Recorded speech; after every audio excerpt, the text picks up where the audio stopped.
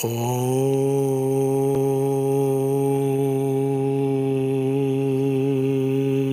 Agyantimidandasya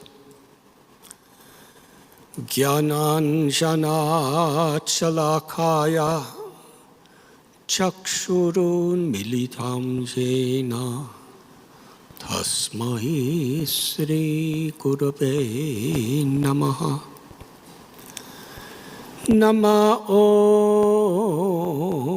Vishnu Padaya Krishna Prestaya Bhutale Srimate Bhaktivedanta Swami Iti Namine. Namaste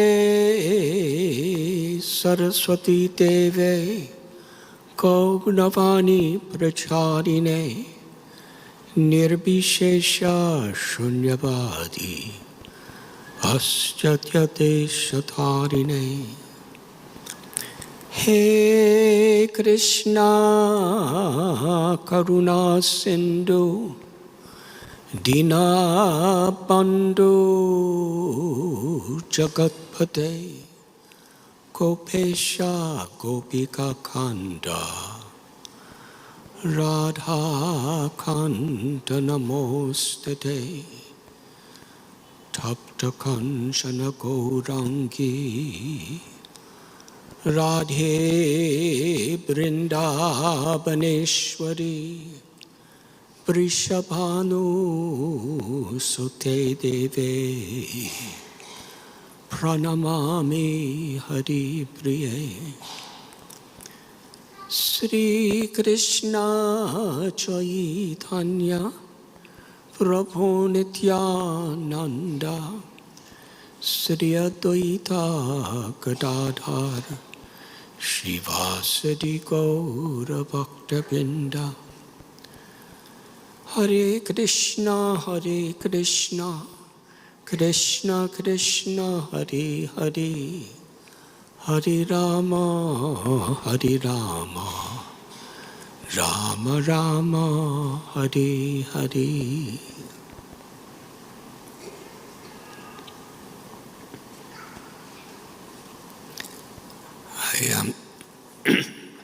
I am sincerely grateful, honored, and very happy to be with you on this special day in this beautiful city of Seattle. As I was driving here, I was marveling at the natural beauty that surrounds Seattle, the lakes, the trees, the sky. And I want to thank you for coming this evening. Life is precious. And perhaps the most precious thing in life is every moment we have to choose how we will live our life. We could choose arrogance or greed or selfishness, or we could choose compassion, love, devotion. According to the Bhagavad Gita, at every moment, what choices we make, we are determining our destiny. So how precious is time?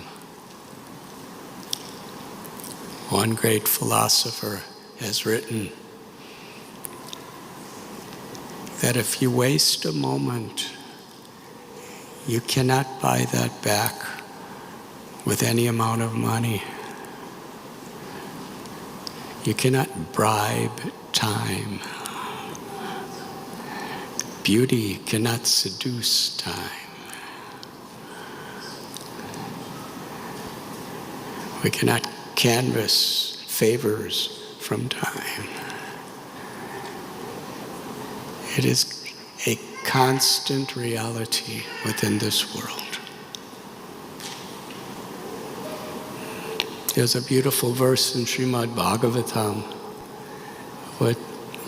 With every rising and setting of the sun,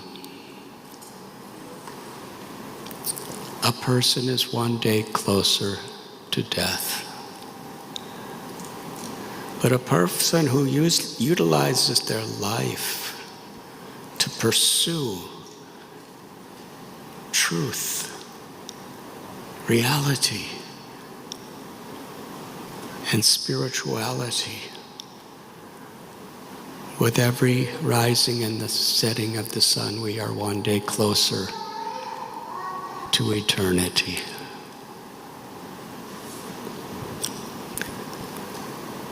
So I thank you for choosing to come to this meditation festival this evening.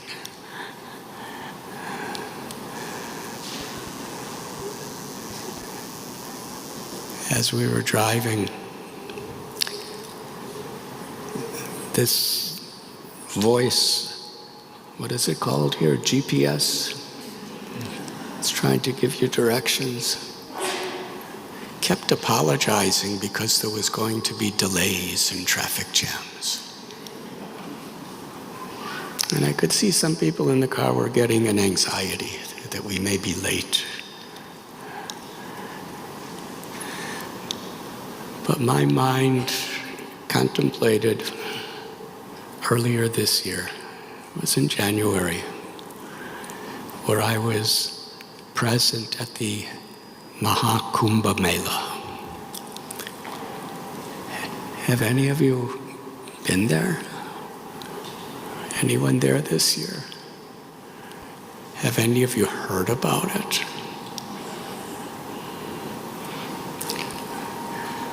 Well, it's on a riverbank. And actually throughout the year, it's just a barren riverbank. There's two rivers that come together. It's a sangam or confluence. And a third river is coming from underneath. And all around the rivers is just sand, nothing else. But once a year in January, they set up all sorts of tents and facilities temporarily, and millions of people come. It is called the Magh Mela. And every 6 years, there's an Ardh Kumbha Mela. That means half Kumbha Mela. And tens and millions of people come. Every 12 years is Kumbha Mela. Hundreds of millions of people come. Every 144 years, there's a Maha Kumbha Mela. Maha means very great. And according to statistics of government this year, 600 million people came there over a period of 5 weeks. On this riverbank that's ordinarily just sand. And the government and so many spiritual organizations, they set up tents and sanitations and kitchens and hospitals and everything just for this period. And then if you go a little later, it's just sand. Quite interesting. But the day I arrived, it was actually the very end of January. The statistics given were 90 million people were there on that day. What is the population of Seattle? 2 million. So 90 million people were all there on this riverbank at the same time. So really, this traffic jam today was very nice. It was quite spacious and peaceful. But why do people come to this Kumbh Mela in such numbers? Of course, there's tourists and people who want to see something strange. But most people come because they're pious, and they're actually coming for spiritual blessings. They're coming for a deeper connection to spirituality in their lives. To be with holy people who are sincerely meditating. And for a spiritual enrichment. I'd like to share a reflection that I had when I was there this year. Everybody who's there, all 90 million people, they're all trying to bathe where the two rivers meet. Ganga, Yamuna, and the third river, Saraswati. The name of the place is Prayagraj.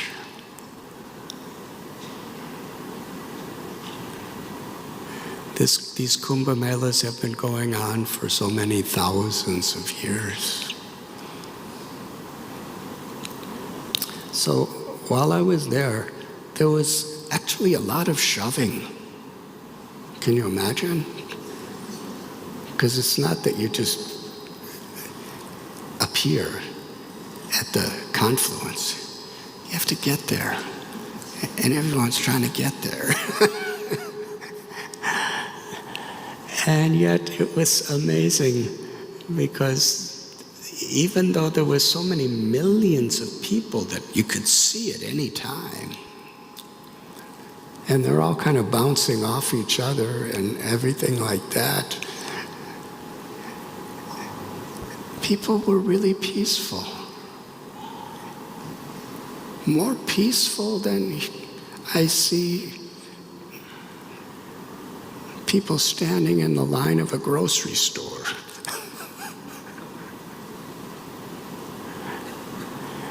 Why were they so peaceful? Being shoved around, having to wait, sometimes just walking a small distance, it takes hours and hours and hours because of crowds. They were so peaceful because they're grateful. They're grateful for the reason why they're there.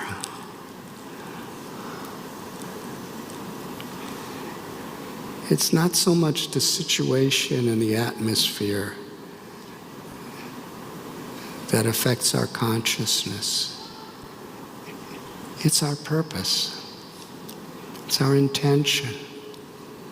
It's our consciousness itself. When we have a grateful attitude of gratitude, they say, then even otherwise difficult situations become meaningful situations. One of the reasons people are so much vulnerable to anxiety is because we're not thinking of something more meaningful, more deep, the more fulfilling to the mind and the heart. In the Bhagavad Gita, Krishna tells, Param dristva nivartate, vishaya vinivartante niraharasya dehina rasavarajamrasopyasya param dristanim. That when one has a higher taste, a higher experience within our hearts, within our minds, then we're not disturbed by all the things of this world. We perceive them, we recognize them. A spiritual person is meant to be an activist, We want to be activists to help make things better, to help to liberate suffering from the minds and hearts of people and all beings. But in order to really make such a difference, such activism is not just reactionary.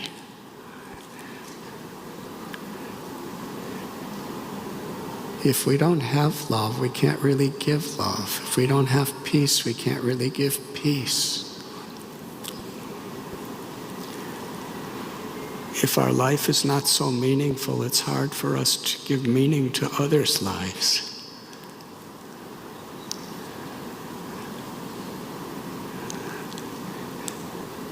Back to my story.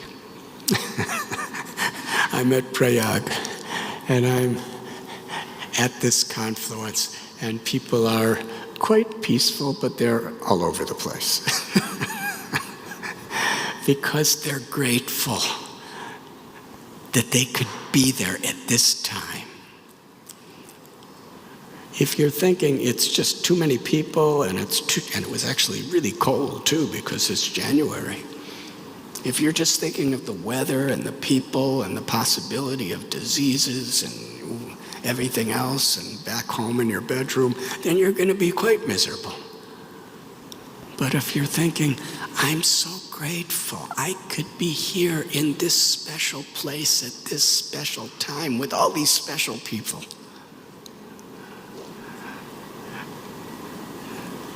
Our state of mind makes everything beautiful.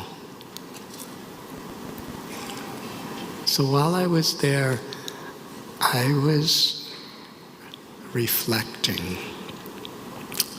on being exactly in the same spot 55 years before.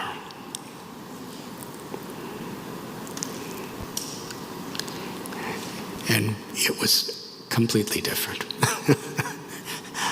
I was there at this time of the year. May have been today. I was there in May of 1970. And then it's in the middle of the blazing summer. It was probably about 115 degrees. And I was all alone. And for miles around on that riverside, there was absolutely nothing and no one around. The summer was like, the sand was like fire. And I was walking on the sand. And every now and then I'd have to go in the river just to cool my feet off. And I was walking down the river, waiting to find where the Ganges would meet the Yamuna. And I found it. And it was so interesting. There was not another single human being anywhere to be seen in any direction. There was just sand and the rivers. And before going into this holy confluence to take a holy bath, I wanted to meditate. So for several hours, I just sat in the blazing sun at this river confluence and meditated. And in my meditation, I was offering prayers. I was meditating on a mantra. But as I was coming out, praying for grace, praying for wisdom. And I really believed something was going to happen that would enlighten me a little. I opened my eyes and I saw the only other person beside me was this large hawk that was floating in the sky. just above my head. He was a huge hawk. He had brown, golden feathers, some white feathers. He had these claws. They're called talons.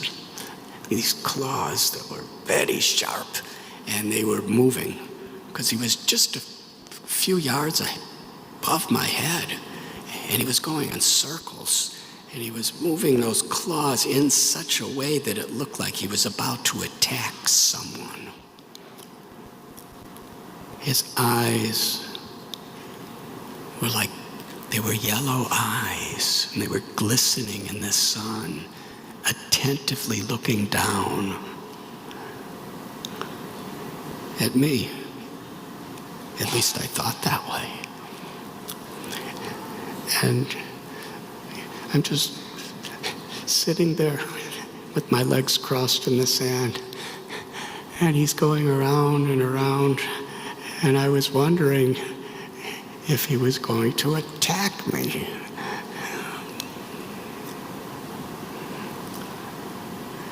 So suddenly, after coming out from this very, very deep meditation, I was thinking, what is the use of all my meditation if I'm afraid of this hawk?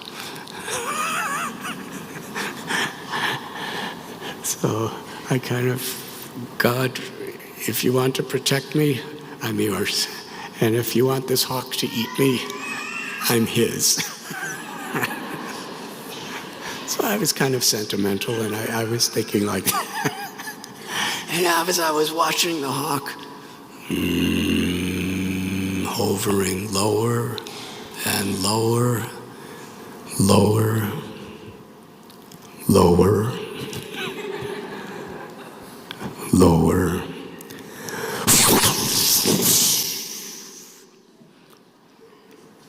Like that.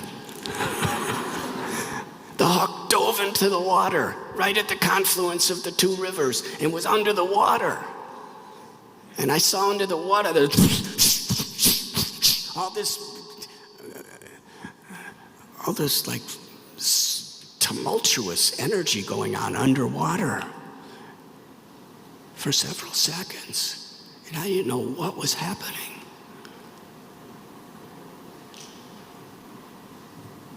And then the hawk emerged from the water. In his claws was a fish. He had pierced that little fish's body in such a way that the fish was complete captive. And because it was only about as far away as the second row from where I am now, I could see the fish's eye. The fish's eyes, he looked totally bewildered.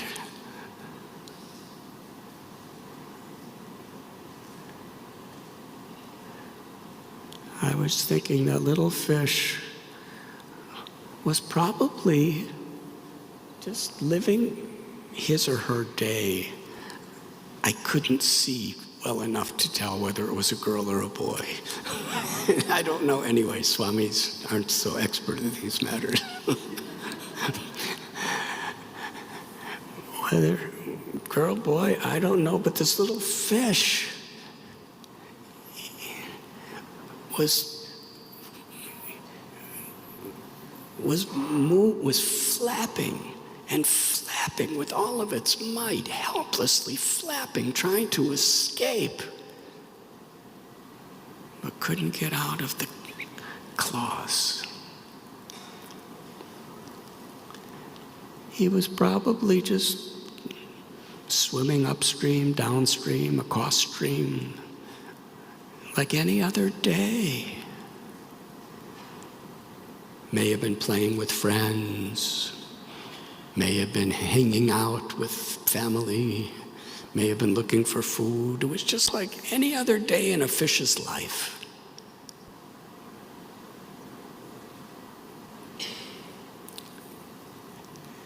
had no idea that at the least expected moment, this hawk would pull that fish out of its complacent natural routine of life. It was going to take him to a place of death.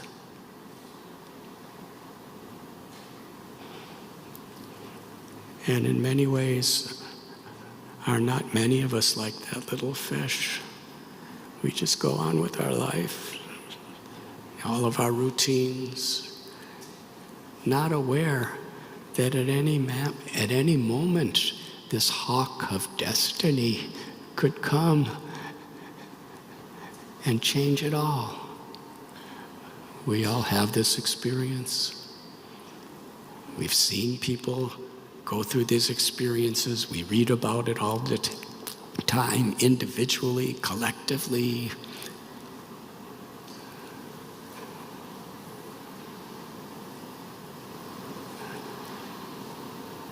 But then I was thinking,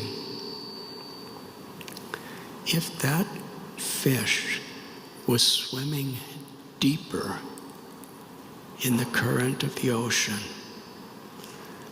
the hawk could never reach it.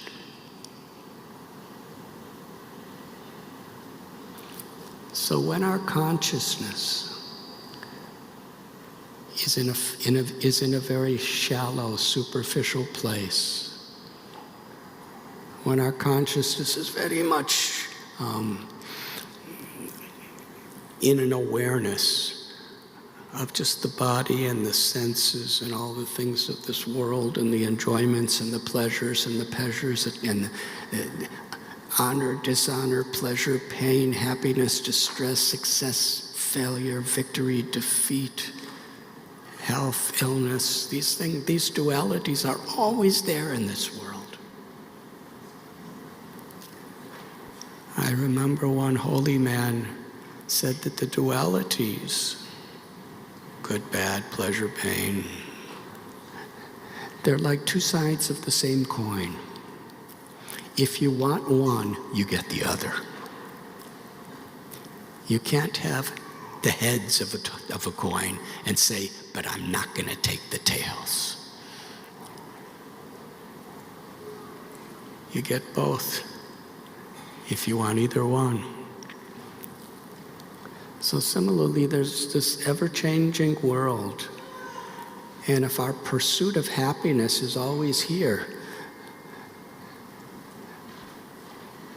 then the fulfillment, the meaning of life is very much on the surface.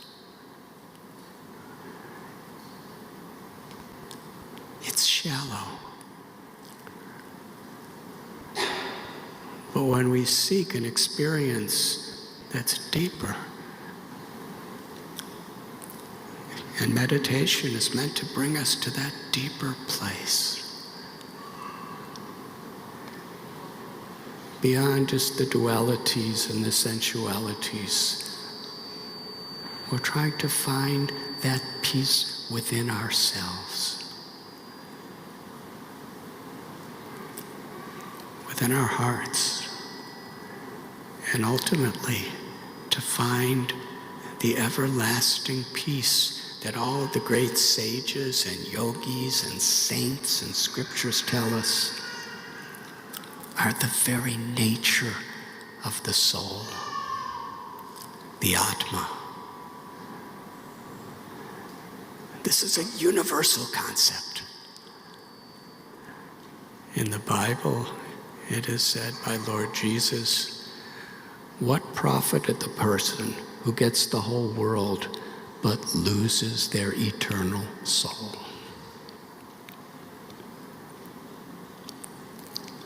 And Bhagavad Gita tells that actual happiness is the happiness that we find within ourselves. The happiness of reconnecting with our own soul. In Sanskrit, there are two primary words for the soul, Jiva and Atma. And what is that soul? It is the living force that is the true self. We're seeing through our eyes, tasting through our tongue, hearing through our ears, feeling through our flesh, thinking through our brain, loving through our heart. But am I a heart or a brain or an ear or an eye? These are beautiful, wonderful gifts. But who has these gifts? It's the conscious living being. And great liberated souls and sages throughout history have declared this is the soul, the true living force. The Bhagavad Gita, its most preliminary teachings, is our true identity as spiritual. Na jayate mriyate va kadachit. The nature of this soul is it is never born and it never dies. Na hanyate hanyamane sarire. It is primeval. It is forever. It is Sat Chit Ananda. Sat means eternal, undying, unborn. Chit means filled with knowledge and wisdom. And Ananda gives meaning to being eternal and having wisdom. Ananda means always happy. And that Ananda of the soul is not just a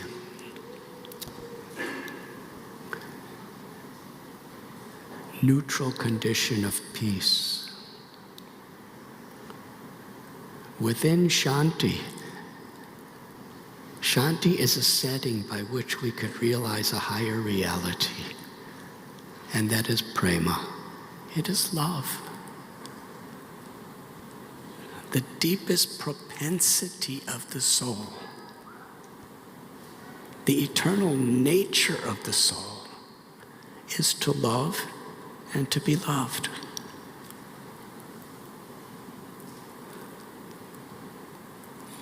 Satchit Ananda.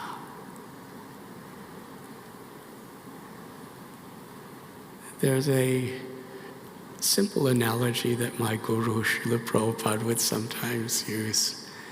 There was a lady, and she had a really nice little pet bird. And she made such a beautiful bird cage for this bird. And she was so proud of that bird cage. It was made out of the finest materials, and she would decorate it and clean it. And one day, a guest came to the house, and she said, "Look at this bird cage." And he was horrified. He saw an incredible, opulent bird cage. But inside, the bird was dead because she forgot to feed him. The purpose of the cage is to be a nice place for the bird. But the bird's not going to enjoy it unless you feed. And recognize that the purpose of the cage is for the bird. In the yoga system, there's so many ways of making the body healthy and the body peaceful and the mind satisfied. But samadhi siddhir ishvara pranidhanat. But in the yoga schools, it's not that we're trying to make our bodies nice just for the sake of the body and for people looking at our bodies or just feeling good on the body. It's to be a nice place for the soul to be happy. like the bird, to make the cage nice for the bird. How much are we actually nourishing and feeding our soul? Somehow we give enough sleep and food to the body. We need a lot of encouragement, science, knowledge for the mind. But our true self is the living force within us. And meditation is about nourishing and feeding our spirit. And when our spirit is healthy and strong and happy, then the joy of the spirit is expressed through the body and the mind.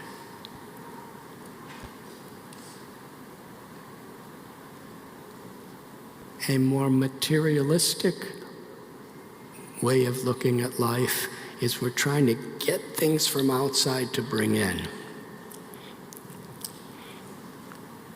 But the spiritual dimension of life is we're seeking that truth, that peace, and that love within so that we could share it outside. The deepest propensity is to love and be loved.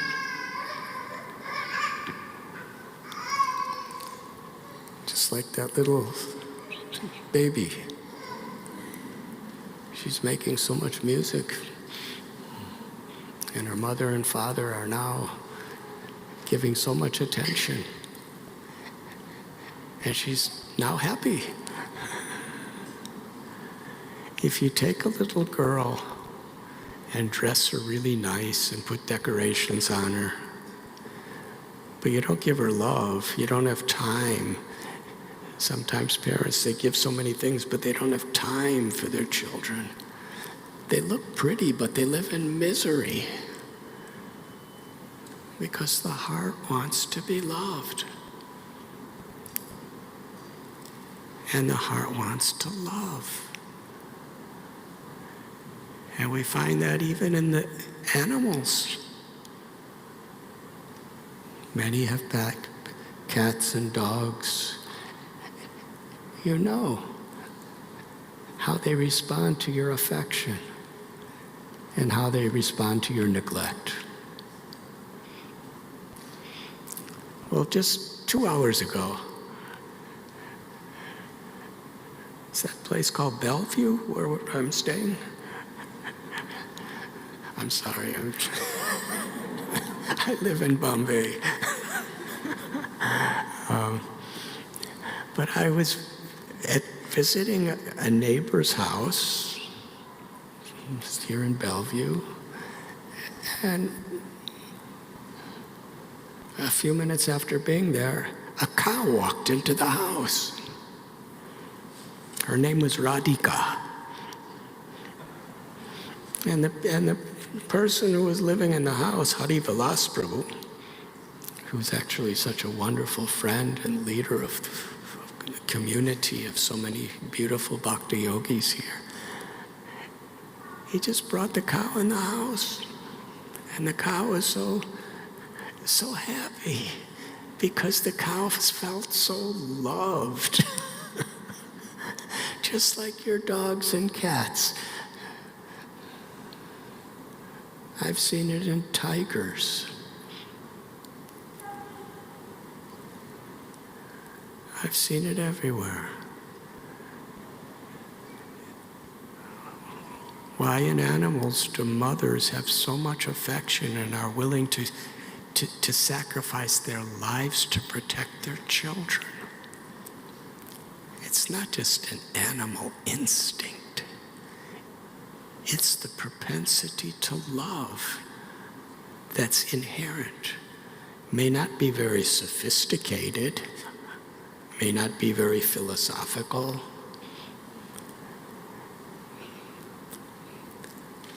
but the greatest need of the heart is to love and to be loved. Anandamayo Bhyashat, the Brahma Sutra tells. And where is the origin of that need to love? It's inherent within the soul wherever there is life. Wherever there is consciousness, there's the presence of a soul. Meditation, yoga, spirituality, at the heart of all true religion. It's to harmonize our body, our mind, with the soul. And to awaken from the soul that power to love. And from a theistic perspective, that power to love is God's love. Mamaivam so jiva loke jiva bhuta sanatana. Every soul is a part of God, a child of the Supreme. Has many names and many traditions. In our tradition we call Hare, or Krishna, or Rama. One who is the reservoir of all pleasure, that's Rama. One who is supremely lovable and all attractive, that's the meaning of the name Krishna.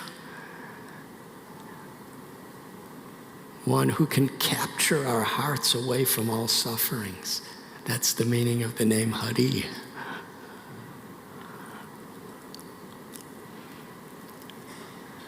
But when we experience when we tune into that love frequency, then we emit love frequency.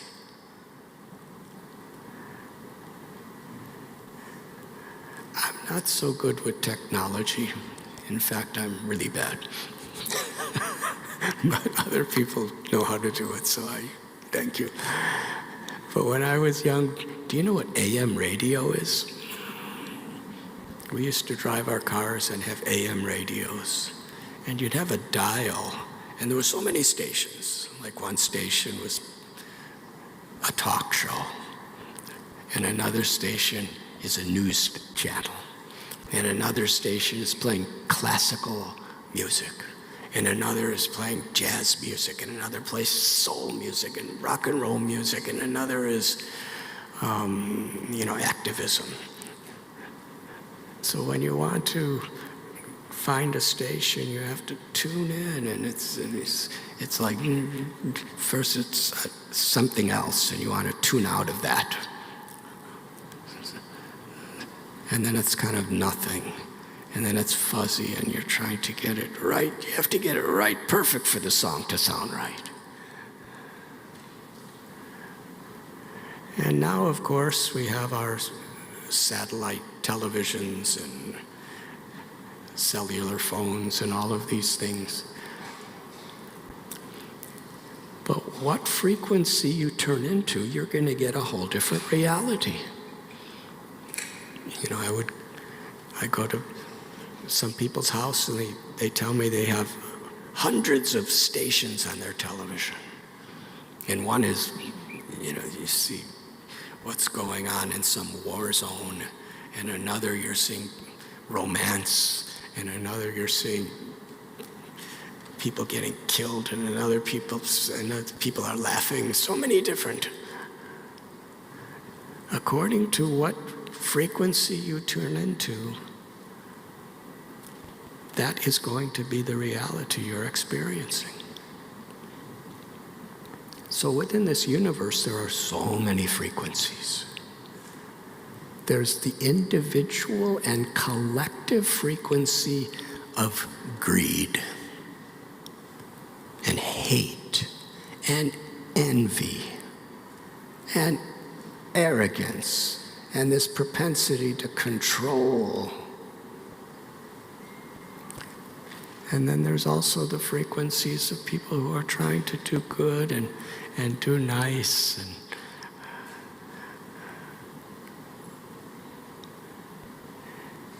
And we're going to be affected, and it's in many ways, our consciousness is going to be not only influenced, but defined by what we choose to tune into.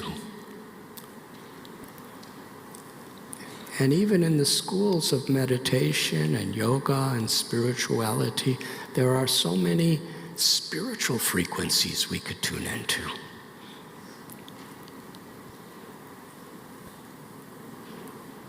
According to the mantras we're chanting, according to the technique of the meditation we're performing, and according to our particular intention of what we are aspiring to harmonize with. That's how we connect. Some are connected to just, freedom from anxiety for the moment. That's good enough for me. Some are seeking peace from all the clutter and anxiety coming within my own mind and impelled by so many other situations. In the path of bhakti, our meditation is to tune into the frequency of the innermost potential of the soul to receive supreme love from the divine or from God, to be receptive to receive that love, to emanate that love that is actually within myself, and then to be like an antenna and emit that love.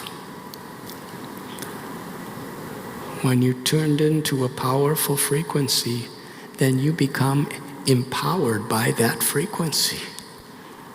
You become an instrument, an agent of that frequency.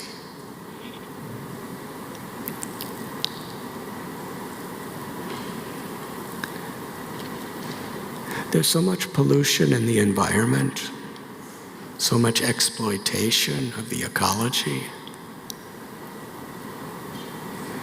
And we can make laws and legislations, and that's what we're supposed to do in this world, because it helps.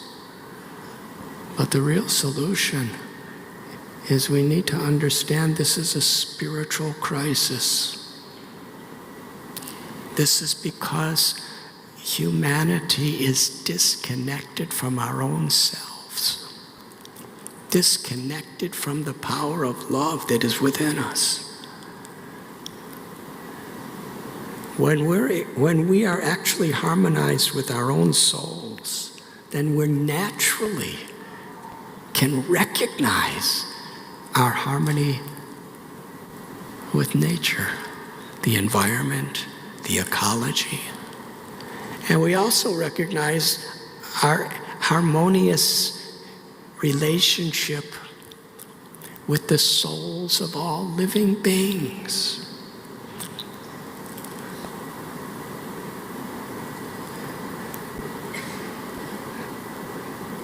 My guru gave a beautiful little example.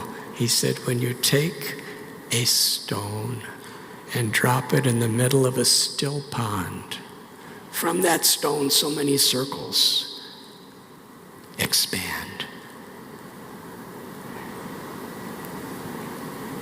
And if you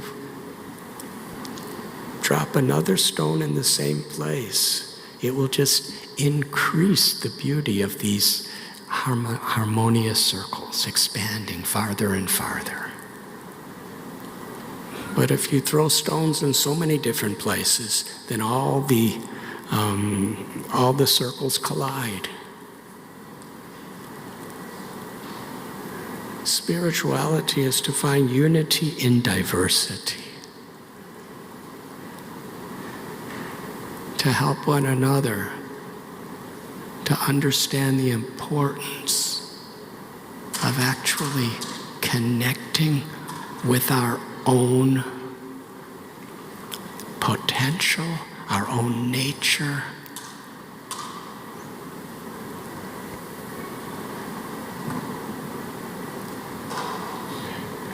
Which is the love within our souls.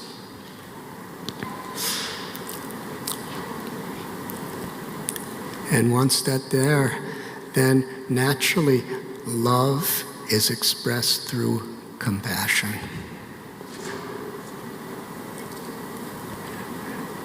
Every aspect of nature is so miraculous from our intellectual perspective of what we could grasp.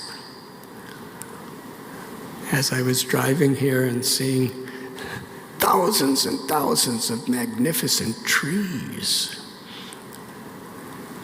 every one of those trees some years ago was just a seed this big, a tiny little seed.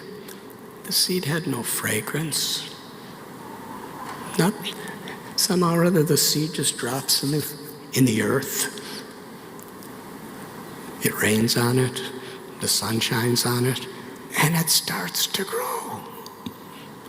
Last week, I was in a redwood forest of Muir Woods in San Francisco, and there are trees that are over 1,000 years old that are so high and so wide. And the forest ranger was showing everyone a seed this big. It said 1,000 years ago, this tree was all inside this seed. That's quite miraculous. And how those redwood trees, they keep growing and growing and growing, and there's earthquakes over the centuries, and there's windstorms and rainstorms and snowstorms. But they have a natural intuition. The roots of the redwood trees, when they meet each other, they embrace. They wrap around each other and make a permanent bond. And in this way, every tree is directly or indirectly supporting every other tree.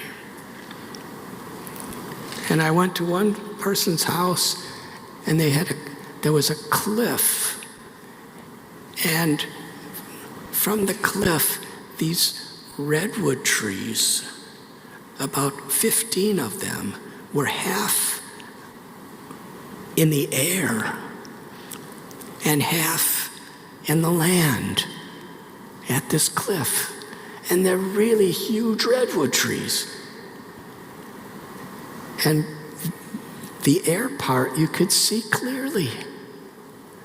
All of their roots are completely embracing one another in such a way they're holding each other up in the air. Just enough ground to keep them. Unity is strength. But the tree is nourished from the roots, and the trees support each themselves with their roots. If their branches were holding each other, it wouldn't help much.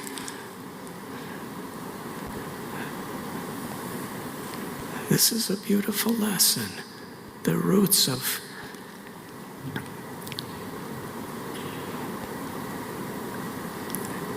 our very souls to identify each other and appreciate each other, not just based on all of the superficial external identities, but to see the spiritual identity and the spiritual potential in each other. There's such a great need for that in this world, to tune in to that frequency where we can harmonize with each other, harmonize with nature, harmonize with God, harmonize with our soul, and have our body and mind harmonized in this way. Yogi namapi sarvesham madgatenan tadatmana shadavan bhajate yomam sameyukta tamamata Bhagavad Gita describes this is the essence of yoga. This is the essence of dharma. This is the essence of spirituality. This is the essence of religion. To tune into the frequency of Krishna, or the divine's love, and be an instrument of that love.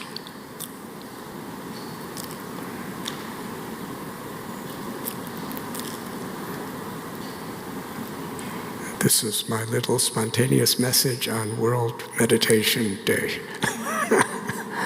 And yes, this meditation, actually, when it is done with proper guidance, with proper wisdom, with proper intention, could not only transform us, but can help us to transform the world.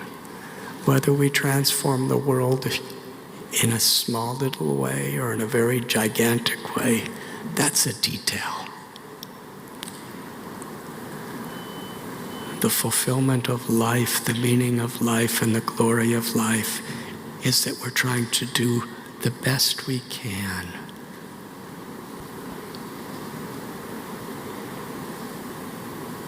To surrender, to take shelter of that higher grace. And through our meditations, to tune in. And then with the wonderful gifts we receive, seva. Seva means to share, to serve.